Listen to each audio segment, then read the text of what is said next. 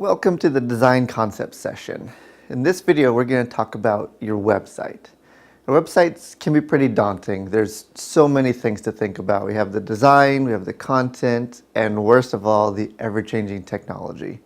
So my goal in this video is to give you just a few guidelines that will make this daunting task a little more manageable for you.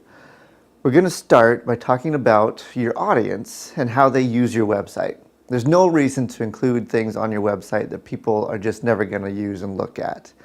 So that's where this needs to start, is how do people use your website?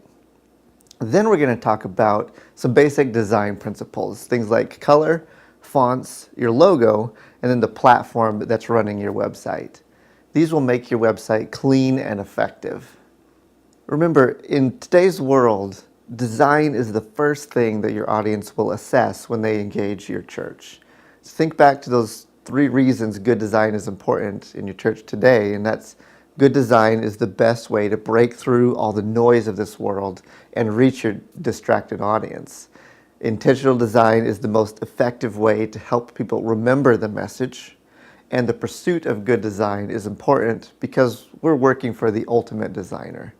If your website doesn't pass the design test, then there's a good chance that you've missed an opportunity to engage a faith journey with someone that desperately needs it. So let's talk about what a website is for. There's really 2 main camps when it comes to church website design. One camp says that your website is the main vehicle of communication. You should put everything your church does up on your website. You should have a blog, you should have your church calendar, streaming videos. Every outreach ministry should have their own page and their own blog, and so on and so on. Then the other camp says that a website should be simple, well-designed, and have just the essential information about your church. That's the camp that I belong to, and here's why. Technology changes all the time. And when you build a large website that has all the bells and whistles, it's difficult to keep updated and it takes a lot of work. And because of that, it becomes old very quickly. There's a term in the automotive industry called lean manufacturing. This concept of making a streamlined system that can be adjusted quickly with the help of a feedback loop should also be applied to your website. And what that means is that you should have a simple, well-designed website that can be changed and updated quickly with very little headache.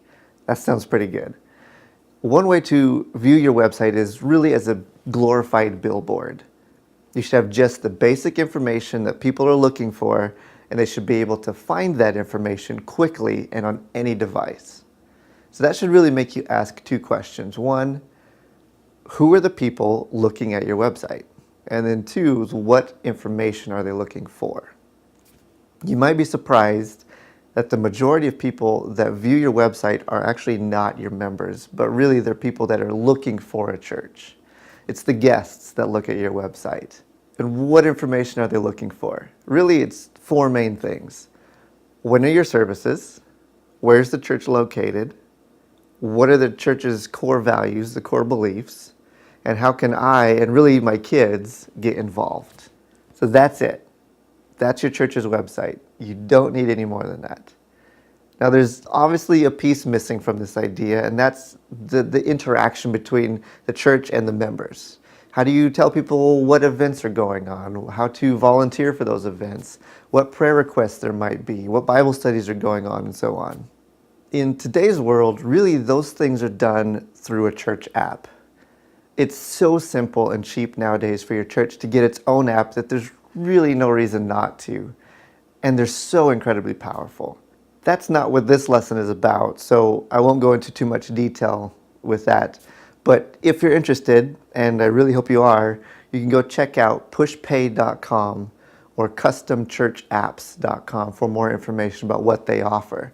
Their apps can handle all kinds of stuff, all kinds of church communication. They can do things like announcements, church calendars.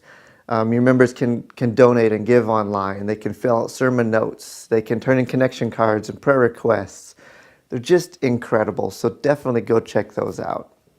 So your church app is taking care of all of that basic communication. So let's get back to your website.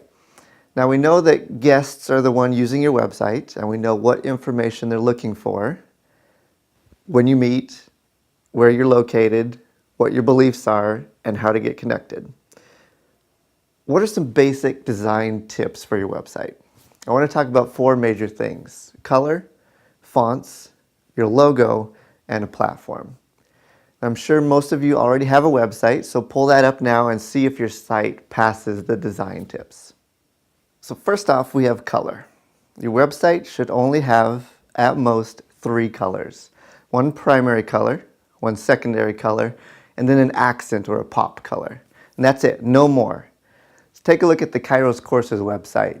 The primary color is blue, the secondary is green, and then the accent is this red-orange color. And that's it. You don't want any more than that. So how do you know what colors work well together?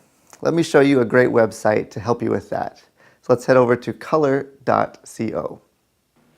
Here is colors.com. You'll need to pay attention to how it's spelled, COOLORS.co.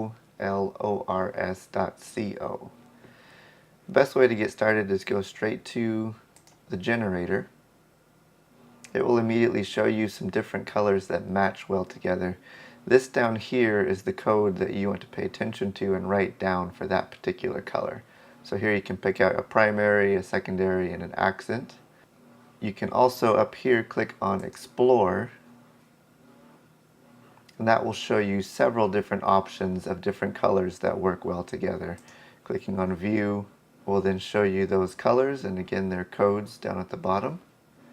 Another interesting thing is, let's say that you have an image that you want to design around. Here you can upload that image. Let's say we want to do this one. Open it. The generator will then automatically pull out colors that fit that image.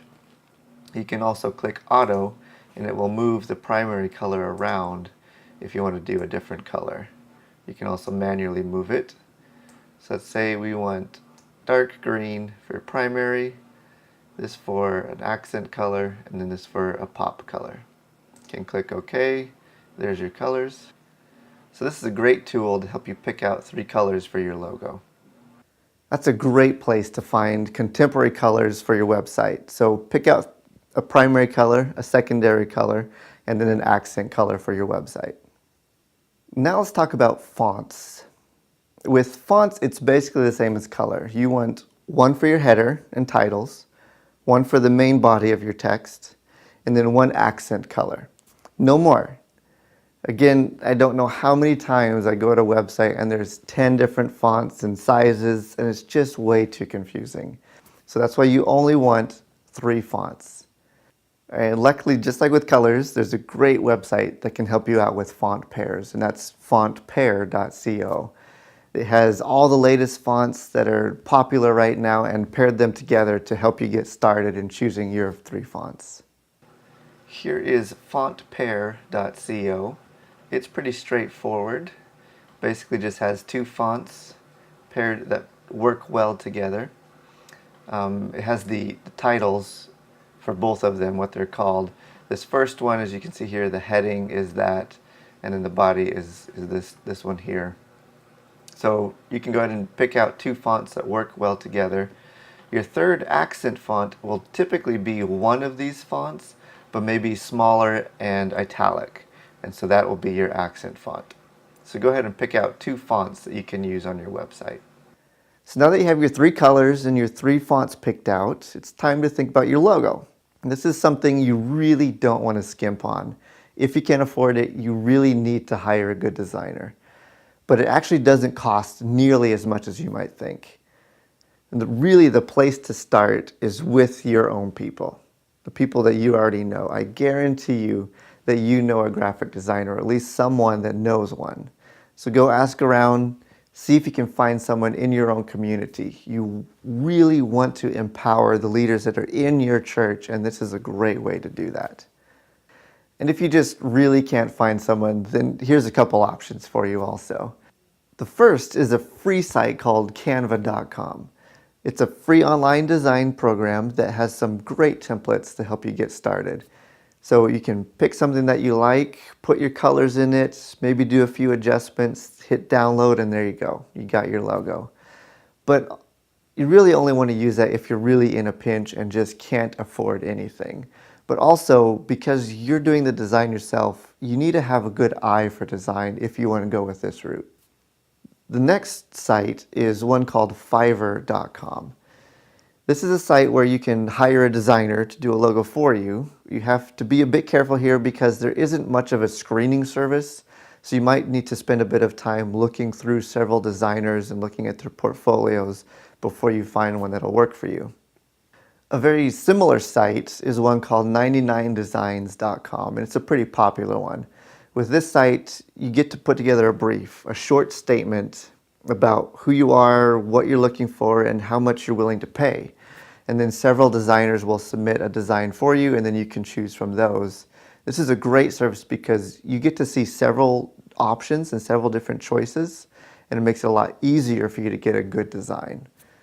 So those are 3 easy options for you to get a good design for your logo and for your church. So now let's tackle the elephant in the room, and that's what platform should I use?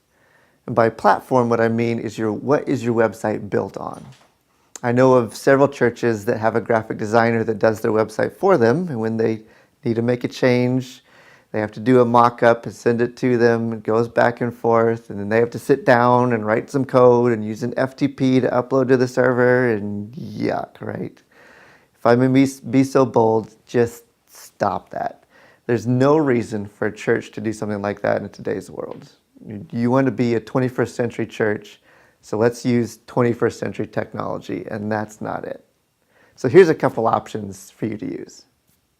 So 2 great companies that I think are really great for churches are Squarespace.com and Wix.com. Both of these companies provide hosting and have great looking templates for your site. So they're basically a one-stop shop for you. They're very reasonably priced. Remember, what we're looking for is a lean, well-designed site that can be updated easily, and both of these companies provide that. The other great thing about them is that they'll take care of all that tech stuff for you, all the updates for your site that keep it secure and also mobile friendly. And so these are 2 great options for you. But also, if you really just want more flexibility, you can use WordPress. WordPress is the most popular platform for creating a website today. You can do just about anything you want to with it by adding all kinds of plugins and templates. And actually, the website you're on right now, kairoscourses.com, is a WordPress site. One piece of advice, if you do decide to go with WordPress, is you need to buy a good template. There's so many bad templates out there. It's well worth the 50 to 60 bucks to get a good one. Some great companies to look at would be ThemeForest or Thrive. My favorite template right now is the one called Astra Theme. They're great templates and a good lean system for you. So WordPress is a great way to go, but honestly, even it is a bit much for a church. I would still recommend one of those first 2 companies. So now you have your platform, your 3 colors, your 3 fonts, a great looking logo, and you know what information to put on your church's website. So you have everything that you need to make a great looking website. So how did your website do? Did it pass the design test? Is it easy to update? Do you know what platform it's made with? The first section in this exercise below will give you a framework to evaluate your current website. So download the exercise now and ask yourself these 4 things about your current website. So what works? What doesn't work? What's missing? And what's confusing? Having an effective church is about developing leaders in your church, so make sure you include all the people that need to be included. Don't pull the rug out from someone. Lead them in designing a website that is lean, well-designed, and easy to keep updated. After you've assessed your current website, I want you to list 3 to 4 key motivations for having an effective website. How will it help with your ministry? And then what are the next steps that you need to take to reach your goal of having an effective website? So download the exercise, gather with the leaders that you need to, and fill this out. And now I want to know what you thought about these design principles. What was the one thing that you thought was the most helpful from this lesson? Is there something that you have learned from your experience that you think other ministers should know? So let them know right now in the comments below. And if you need more technical help, send us an email. We can help you out with that. So thanks and God bless. you.